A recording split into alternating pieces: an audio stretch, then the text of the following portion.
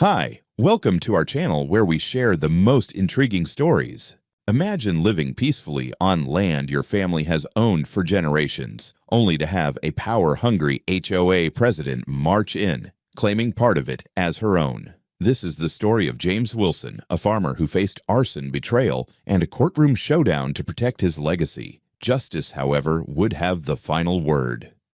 James Wilson, a 62-year-old farmer, stood at the edge of his sprawling 30-acre property in Caldwell County, Texas, watching the sun cast a golden glow over the fields. This land had been his sanctuary for as long as he could remember, a legacy passed down through 3 generations of Wilsons. The fertile pastures, 2 sturdy barns, and the modest farmhouse were more than just property. They were a part of his soul. James had spent decades tending to the land, raising crops, and maintaining the tools and tractors that were the backbone of his livelihood. Around him, however, the world was changing. Over the past 10 years, high-end residential developments had begun to encroach upon his once secluded farm. The latest of these Woodridge estates lay just beyond his western fence line, gleaming with uniform rows of luxury homes and manicured lawns. The neighborhood boasted the sort of suburban perfection that made James wince. Along with it came the inevitable presence of homeowners associations, HOAs,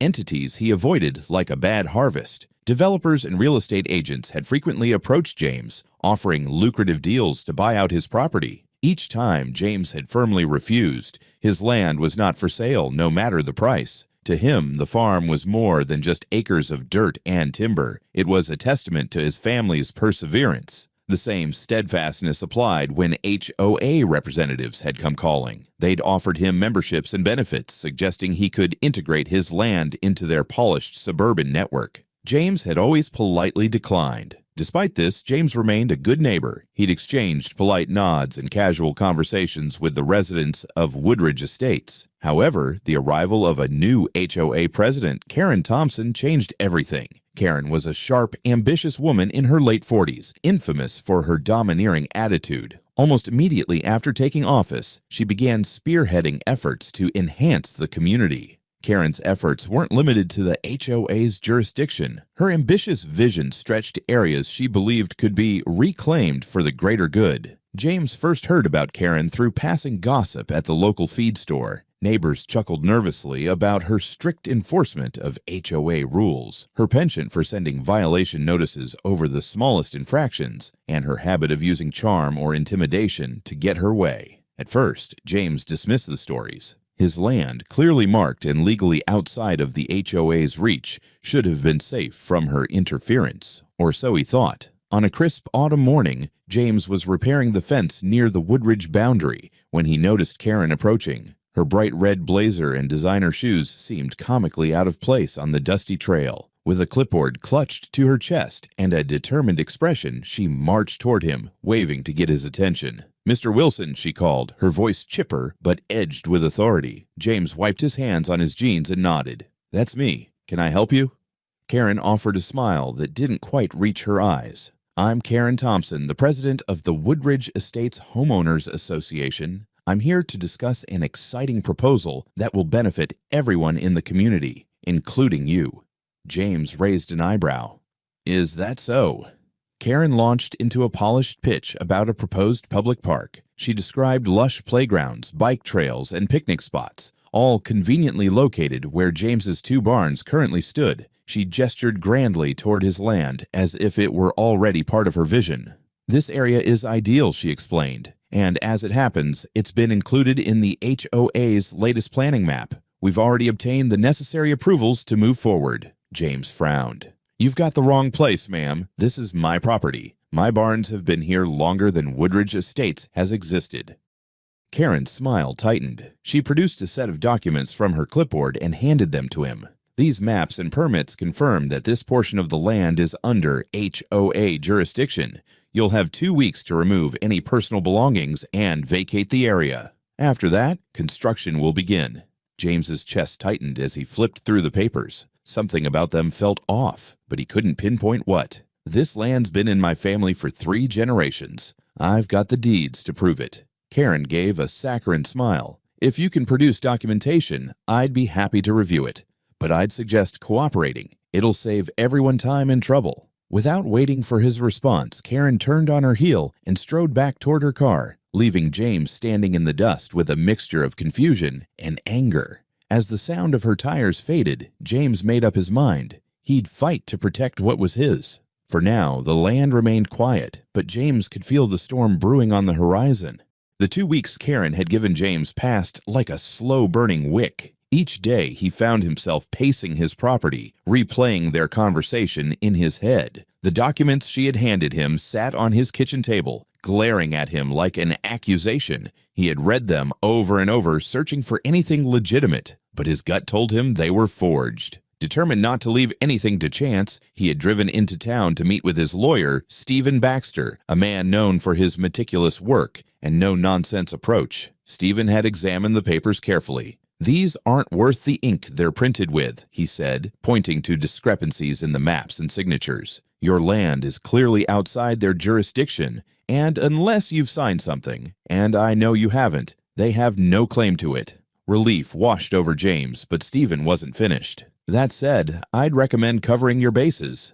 Double-check your boundary surveys with the county, and get fresh copies of your property records. Also, set up some cameras near those barns. You've already seen how aggressive this woman is.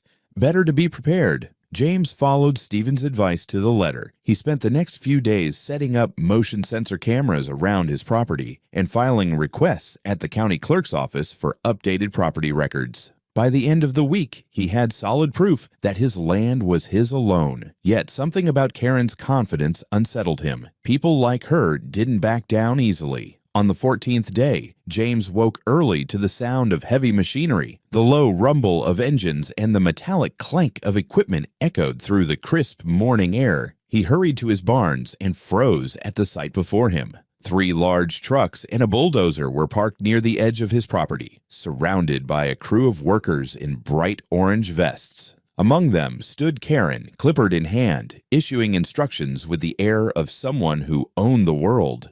"What the hell is going on here?" James shouted, striding toward the group. Karen turned, her smile as polished as ever. "Good morning, Mr. Wilson. I hope you've taken this time to relocate your belongings. We're ready to begin clearing the area for the park." James's jaw tightened. "This is my property, and you have no right to be here." Karen's expression didn't waver. Instead, she calmly held up the same papers she had shown him 2 weeks earlier. "These documents grant the HOA authorization. I gave you ample time to comply, Mr. Wilson." James pulled out his own set of documents, the fresh property records he had just obtained. "These are official records from the county. They prove this land belongs to me and has nothing to do with your HOA." Karen's smile faltered briefly, but she quickly regained her composure. "I'm afraid your records are outdated. This area was recently reassigned. Perhaps you should take it up with the city planning office if you have concerns." James could feel his blood boiling. "That's exactly what I'll do. But right now, you and your crew need to get off my property before I call the sheriff." Karen sighed, gesturing to the workers to hold off. "Mr. Wilson, I'm trying to be reasonable. Do you really want to escalate this? You'll be delaying a project that benefits the entire community." "Get office my land," James repeated, his voice steady but firm. Karen's eyes narrowed, but she finally nodded. "Fine. We'll pause for now, but don't think this is over." She motioned for the workers to pack up, her heels clicking angrily as she stomped back to her SUV. James watched the trucks rumble away, his fists clenched tightly at his sides. He didn't need to be a mind reader to know that Karen wasn't retreating. She was regrouping. Whatever her next move was, James would be ready. For now, the barns and his land were safe, but the unease lingered like a storm cloud on the horizon. The tranquility of James's farm didn't last long. Barely a week had passed since Karen and her crew retreated when James noticed signs that the conflict was far from over. He spotted unfamiliar cars driving slowly along the edge of his property, lingering near the barns. On more than one occasion, he saw figures standing at the boundary line, gesturing toward his land as if discussing plans. Karen wasn't backing down. She was scheming. Late one evening, James returned home from a supply run to find a letter taped to his front door. It bore the official letterhead of the Woodridge Estates HOA and was signed, predictably, by Karen Thompson. The letter claimed that James was now officially in violation of community development regulations and demanded immediate compliance. It also outlined a final warning that legal action would be taken if he didn't remove the barns. Infuriated, James stormed inside and called his lawyer. Stephen was unsurprised. "This is just posturing," he assured James. "She's trying to intimidate you into giving up. Ignore the letter, but keep documenting everything. The more evidence we have, the stronger your case will be if this goes to court." Stephen's advice proved timely as Karen's harassment escalated. James awoke one morning to find several wooden stakes driven into the ground along the edge of his property, marked with bright orange flags. A crude sign erected nearby declared the area as future site of Woodridge Community Park. Furious, James grabbed his phone and called the sheriff's office. When Deputy Mason arrived, James explained the situation, showing him the stakes and the documents proving his ownership. Mason shook his head. "This is clearly your property. I'll make sure these get removed, and I'll have a word with Karen about trespassing." Karen, of course, denied everything. When the deputy visited her, she claimed ignorance and insisted the markers were part of a preliminary survey for the park. "If Mr. Wilson wants to challenge the legality, he's welcome to contact my office," she told the deputy smugly. A few days later, the tension reached its breaking point. James was working in his tool barn when the sound of engines once again broke the quiet. He rushed outside to find Karen's crew back on his land, this time with excavators and cement mixers. "What the hell do you think you're doing?" James bellowed, striding toward the group. Karen emerged from the group, clipboard in hand, her usual smile plastered across her face. "Mr. Wilson," she said smoothly, "we've tried to be patient, but you've left us no choice. Construction begins today." James pointed toward the property line. "This is trespassing. I've warned you, and I'm done playing games. You leave now, or I'm calling the sheriff again." Karen raised her chin defiantly, waving her documents at him. "These papers give us the right to proceed. Call whoever you like, but it won't stop progress." Without hesitation, James pulled out his phone and dialed 911. The sight of him speaking to the dispatcher caused Karen's confidence to waver. By the time the sheriff arrived, Karen was frantically instructing her crew to pack up. Sheriff Bowman reviewed the situation and sided with James. "This property is clearly yours, Mr. Wilson," he said, turning to Karen. "If you or your crew step foot here again without permission, you'll face legal consequences." Karen didn't argue. Instead, she left with her crew, her face pale and her jaw tight. James watched them go, his resolve stronger than ever. He knew this wasn't over, but he'd fight tooth and nail to protect what was his. James had barely begun to feel a sense of relief after the sheriff's intervention when the unthinkable happened. The evening started peacefully enough. The sun dipped below the horizon, casting a warm glow over the farm as James finished his supper and settled into his favorite chair with a book. Outside, the quiet hum of cicadas was interrupted only by the occasional bark of his dog, Max, patrolling the property. Close to midnight, James awoke to Max's frantic barking, followed by the distant crackle of flames. At first, he thought he was dreaming, but the faint smell of smoke jolted him fully awake. Heart pounding, he grabbed his flashlight and rushed outside. The sight before him was nightmarish. The tool barn, where he kept decades' worth of equipment, was engulfed in flames. The fire had spread to the larger barn housing his tractors and machinery. Thick black smoke billowed into the sky as the orange glow illuminated the night. James could barely hear his own thoughts over Max's barking and the roar of the inferno. "Dear God," James muttered as he fumbled for his phone and dialed 911. Within minutes, the Caldwell County Fire Department arrived, their sirens piercing the darkness. Firefighters worked tirelessly to contain the blaze, but it was clear the barns were a total loss. James stood helplessly, watching as years of hard work and investment were reduced to ash. The air was thick with the acrid stench of burned wood and scorched metal. As the firefighters doused the last of the flames, one of them approached James. "It looks deliberate," the firefighter said grimly. "There are signs of accelerants. Do you have security cameras?" The words hit James like a bolt of lightning. The cameras! He had installed them just weeks ago. Without waiting for daylight, James rushed back into the house, loaded the footage onto his laptop, and began scanning through the recordings. His stomach churned as he watched the scene unfold. At 11:42 p.m., a car pulled up near the barns. Even in the grainy footage, James recognized the sleek shape of Karen Thompson's vehicle. 3 masked figures stepped out, carrying containers of what appeared to be gasoline. The video captured them dousing the area near the barns and tossing lit matches into the straw bales. The fire spread rapidly, and within minutes they were gone. James stared at the screen, his hands trembling. There was no doubt now. This was no accident. It was an act of pure malice. And Karen, whether directly or indirectly, was behind it. At sunrise, James met with the sheriff and handed over the footage. Sheriff Bowman's face darkened as he watched the video. "This is serious," he said. "We'll issue a warrant and bring her in for questioning. We're treating this as arson." The devastation of the fire sank in fully as James surveyed the ruins later that morning. Charred beams jutted out like skeletal remains. The tools and machinery he had spent a lifetime collecting were twisted, blackened heaps. Even a portion of his crops near the barns had been scorched. The financial loss was staggering, but what cut deeper was the violation, the feeling that someone had willfully destroyed a part of his life. Despite the devastation, James's resolve hardened. Karen had taken this fight too far, and he would ensure she paid for what she had done. By the end of the day, James's lawyer, Stephen Baxter, had filed an official lawsuit against Karen and the HOA for arson, property damage, and malicious intent. James knew the road ahead would be long, but the evidence was on his side. The fire might have destroyed his barns, but it had also ignited a fire in him, a determination to seek justice and protect the legacy his family had built.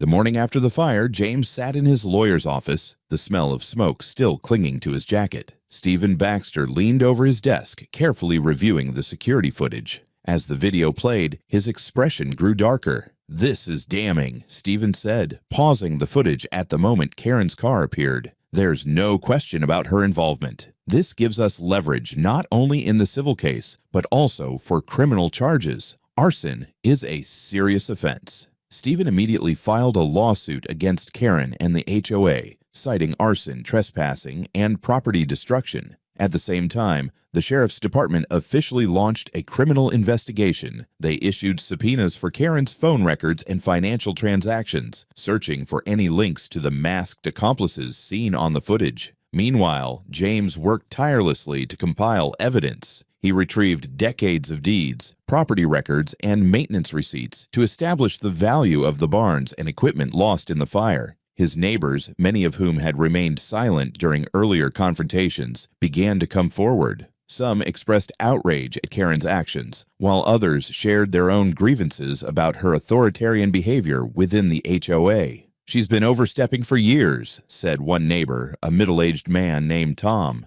"Fines for ridiculous things, threats to sue if anyone pushed back. She's got a long history of bullying people." This flood of support bolstered James's confidence. His lawyer began collecting testimonies from these neighbors, building a broader narrative of Karen's abuse of power. It wasn't just about the fire anymore. It was about holding her accountable for a pattern of reckless behavior. As court dates were set, Karen attempted to deflect. She denied all involvement, claiming the security footage was misleading and insisting she had been home the night of the fire. But her bravado was beginning to crack under the weight of mounting evidence. Despite the emotional toll, James found solace in the solidarity of his community. For the first time in years, people seemed united, not just in opposing Karen, but in supporting his fight for justice. Though the road ahead promised to be grueling, James was ready. With evidence in hand and a community behind him, he prepared to take the fight to court.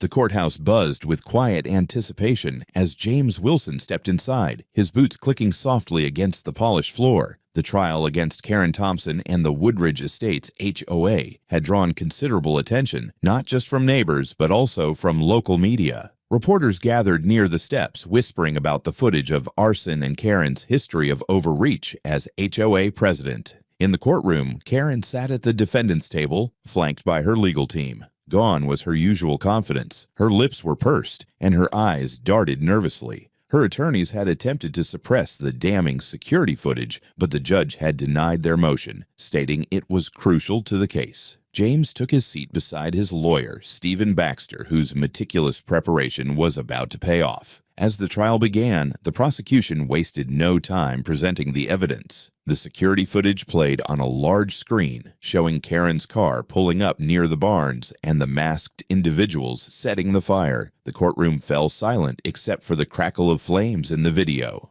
"Ladies and gentlemen," the prosecutor began, "this is not just a case of property damage. This is a deliberate act of arson carried out with malicious intent, orchestrated by someone who believed herself above the law." Karen's lawyers argued that she had no connection to the masked accomplices and that her car's presence near the scene was a coincidence. But the prosecution countered with phone records showing calls between Karen and one of the suspects mere hours before the fire. Financial statements revealed suspicious withdrawals that coincided with payments made to one of the accomplices. Next came the testimonies. James took the stand, recounting his interactions with Karen in vivid detail, the forged documents, the threats, and her blatant disregard for his ownership. "This wasn't just an attack on my property," James said, his voice steady but laced with emotion. "It was an attack on my family's legacy, on everything I've worked for my entire life." Several neighbors also testified, describing Karen's history of bullying and her relentless enforcement of HOA rules. One neighbor, Tom, shared how Karen had fined him for non-compliant landscaping, simply because he planted wildflowers instead of grass. "She used the HOA like a weapon," Tom said, his voice tinged with bitterness. Karen's defense tried to paint James as a stubborn landowner, unwilling to cooperate with progress, but their arguments fell flat against the mountain of evidence. By the time closing arguments were delivered, it was clear which way the case was leaning. The jury deliberated for less than a day. When they returned, the verdict was unanimous: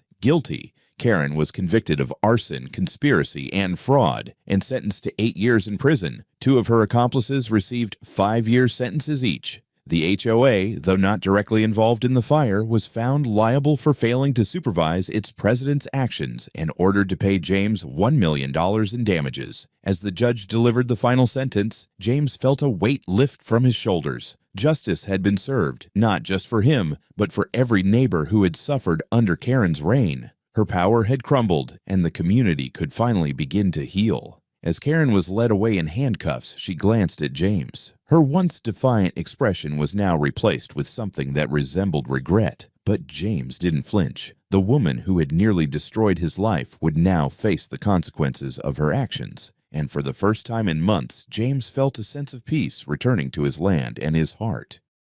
The courtroom victory was only the beginning of James's journey to rebuild. In the weeks following the trial, he poured his energy into restoring his farm. The compensation awarded by the court, a substantial $1 million, was both a blessing and a bittersweet reminder of everything he had lost. His barns, once a symbol of his family's hard work, now lay in charred ruins, but James was determined to rebuild them even stronger than before. Construction crews arrived on the property, carefully clearing the debris and laying the groundwork for the new structures. James worked alongside them whenever he could, his calloused hands familiar with the rhythm of building. The sight of the new barns taking shape brought a flicker of hope to the farm, a symbol of resilience in the face of destruction. Meanwhile, the fallout from the trial sent shockwaves through Woodridge Estates. Karen's conviction had left the HOA in turmoil. Residents who had once quietly endured her authoritarian leadership began to voice their frustrations. At the next HOA meeting, a vote was held to dissolve the current leadership entirely. A new board was elected, composed of reform-minded members like Tom, the neighbor who had testified against Karen. One of the new board's first acts was to issue a formal apology to James. The letter, signed by the entire HOA board, acknowledged the harm caused by their failure to rein in Karen's behavior. "We cannot undo the damage, but we hope to rebuild trust with you and the community," it read. James accepted the apology, though he knew trust would take time. The community, however, began to rally around James. Neighbors who had once been strangers stopped by to offer help. Some brought meals, others offered to help with the rebuilding, and a few even donated tools and equipment to replace what had been lost. For the first time in years, James felt a sense of belonging, even with the encroaching suburbs. As the new barns neared completion, James invited his neighbors for an open house on his property. The gathering was small but meaningful, a chance to thank those who had supported him and to show that his farm was not only standing, but thriving. Karen's sentence and the HOA's reformation became a cautionary tale for the county. News of the trial and its outcome spread, prompting other communities to scrutinize their own leadership and practices. James had not just defended his property, he had sparked a larger conversation about accountability and fairness in suburban governance. By the time the last nail was driven into place on the rebuilt barns, James stood back and surveyed his land. The wounds of the past months were still healing, but the sight of the sturdy new structures filled him with pride. The legacy of his family was intact and justice had prevailed. Looking out over his restored farm, James felt a deep sense of peace. The fire had nearly destroyed everything he held dear, but it had also reignited a strength within him and a belief that no matter how daunting the battle, standing up for what's right was always worth it. Months after the trial, the scars left by Karen's actions had begun to fade, though the lessons they brought remained. The farm stood tall once again, its newly rebuilt barns gleaming under the Texas sun. James Wilson, now surrounded by a more supportive community, felt a renewed sense of purpose. His land was more than just his home. It was a symbol of resilience, a testament to the value of standing firm against injustice. Woodridge Estates, once dominated by Karen's overreach, had transformed. Under the new HOA leadership, a culture of fairness and transparency emerged. Residents who had once feared retaliation now collaborated on projects to improve the neighborhood in ways that respected everyone's property and individuality. James found himself surprisingly connected to this new spirit of neighborliness. Neighbors often stopped by for advice or to share a meal. His annual harvest festival, once a small family tradition, had grown into a community event. Children played near the fields, laughter filling the air as the farm became a gathering place for all. One evening, as the sun dipped below the horizon, James stood on his porch sipping coffee and watching a Max chase fireflies across the yard. The land was peaceful, the future bright. Justice had been served, and in its wake, both James and his neighbors had found something new: hope, unity, and the courage to protect what mattered most. The storm had passed, and a new dawn had arrived.